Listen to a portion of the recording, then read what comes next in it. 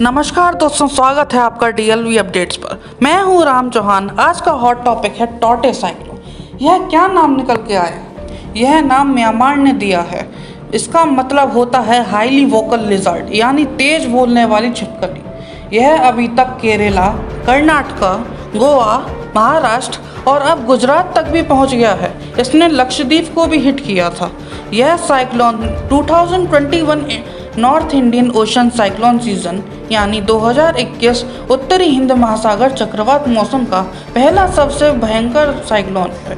हाँ, एक और बात, साइक्लोन को हमारी भाषा में चक्रवात कहते हैं। अब मैं बताऊंगा टोटे बना क्यों, आया क्यों। यह भयंकर साइक्लोन एक ट्रॉपिकल डिस्टरबेंस की वजह से बना, जो कि इंडियन मीटियोरोलॉजिकल डिपार्टमेंट ने 13 मई को देखा था। अब 14 मई को डिस्टरबेंस पूर्व दिशा में यानी ईस्टर्न डायरेक्शन में बढ़ा और एक बड़ा तूफान बन गया। तूफान नॉर्थ यानी उत्तर की तरफ चलने लगा और काफ़ी भयंकर रूप ले लिया और वो साइक्लोन में बदल गया और उसका नाम टोटे पड़ गया। वैसे यह शब्द बर्मेसी लैंग्वेज का है, टोटे। अब चलो टॉपिक पर आते हैं। 15 मई को टोटे ने भयंकर रूप लेने की गति धीमी कर दी और उसी दिन से यानी 15 मई से ही उसे सीवियर साइक्लोन यानी भयंकर चक्रवात का नाम पड़ गया। टोटे कर्नाटका से लेकर अब गुजरात पहुंच गया। इसकी करंट लोकेशन भी इस समय गुजरात में ही है। कर्नाटका में यह साइक्लोन 16 मई को पहुंचा था, फिर उसने दोबारा बहुत भयंकर रूप ले लिया। उस दिन तारीख थी 17 मई। यह साइक्लोन भारी बारिश, बाढ़ केरला और लक्षद्वीप में ले आया। उसके बाद इसका शिकार हुआ, फिर इससे मुंबई भी नहीं बच पाया।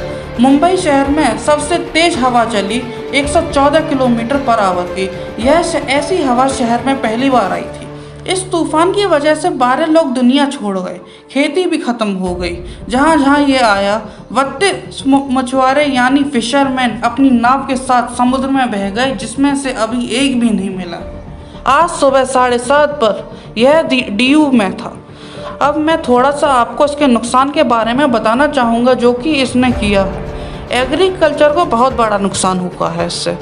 100 से ज़्यादा घर टूट गए, हजारों पेड़ उखड़ गए, सारी पावर सप्लाई ख़त्म हो गई, बिजली का पूरा इंफ्रास्ट्रक्चर टूट गया। केरला में 610 एकड़ फसल ख़त्म हो गई, सिर्फ केरला में।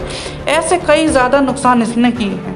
इसकी केरला में एवरेज रेनफॉल जो थी वो 145.5 mm की हुई थी। डीयू में 133 किलोमीटर पर आवर की स्पीड से हवा चली थी।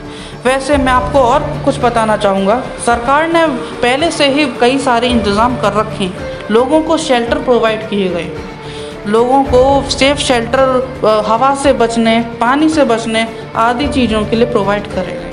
अब वीडियो देखने के लिए धन्यवाद।